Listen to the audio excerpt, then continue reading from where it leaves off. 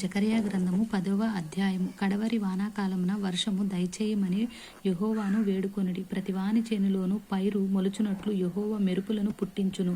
ఆయన వానలు మెండుగా కురిపించును. గృహదేవతలు వ్యర్థమైన మాటలు పలికిరి.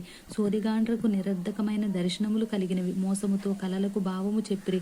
మాయగల భావములు చెప్పి ఓదార్చిరి. కాబట్టి గొర్రెల మంద తిరుగులాడునట్లు జనులు తిరుగులాడిరి. కాపరిలేక బాధనుందిరి. నా కోపాగ్ని మండుచు కాపరుల మీద పడును. మేకలను నేను శిక్షించెదను. సైన్యములకు అధిపతియగు యెహోవా తన మందయగు యూదా వారిని దర్శించి వారిని తనకు రాజకీయములగు అశ్వముల వంటి వారినిగా చేయును. వారిలో నుండి మూలరాయి పుట్టును. మేకును యుద్ధపు విల్లును వారి చేత కలుగును. బాధించువాడు వారిలో నుండి బయలుదేరును. వారు యుద్ధము చేయుచు వీధుల బురదలో శత్రువులను త్రొక్కు పరాక్రమశాలురుల వలె ఉందురు.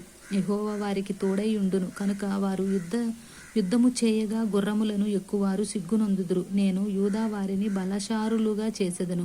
ఏసేపు సంతతి వారికి రక్షణ కలుగ చేసి వారికి నివాస స్థలము ఇచ్చెదను. నేను వారి ఎడల జాలి పడుదును. నేను వారి దేవుడనై యెహోవాను. నేను వారి మనవి ఆలకింపగా నేను వారిని విడిచిపెట్టిన సంగతి వారు మరిచిపోవుదురు. ఎఫ్రాయిము వారు బలాఢ్యుల వంటి వారగుదురు. ద్రాక్షారస పానము చేయువారు సంతోషించున్నట్లు వారు మనస్సున ఆనందింతురు. వారి బిడ్డలు దాన్ని చూచి ఆనందపడుదురు.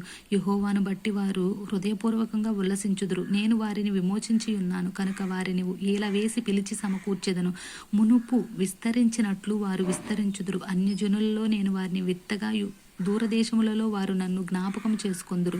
వారును వారి బిడ్డలను సజీవులై తిరిగి వత్తురు. ఐగుప్తు దేశంలో నుండి వారిని మరలా రప్పించి అష్షూరు దేశంలో నుండి సమకూర్చి ఎక్కడను చోటు చాలనంత విస్తారముగా గిలాదు దేశంలోనికి లేబానోను దేశంలోనికి వారిని తోడుకుని వచ్చెదను. యెహోవా దుఃఖ సముద్రమును దాటి సముద్ర తరంగములను అణచివేయును. నైలు నది యొక్క లోతైన స్థలములను ఆయన ఎండచేయును.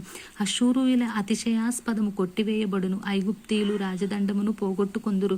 నేను వారిని యెహోవా యందు బలశారులుగా చేయుదును. ఆయన నామము స్మరించుచు వారు వ్యవహరింతురు. ఇదే యెహోవా వాక్కు. ఆమేన్.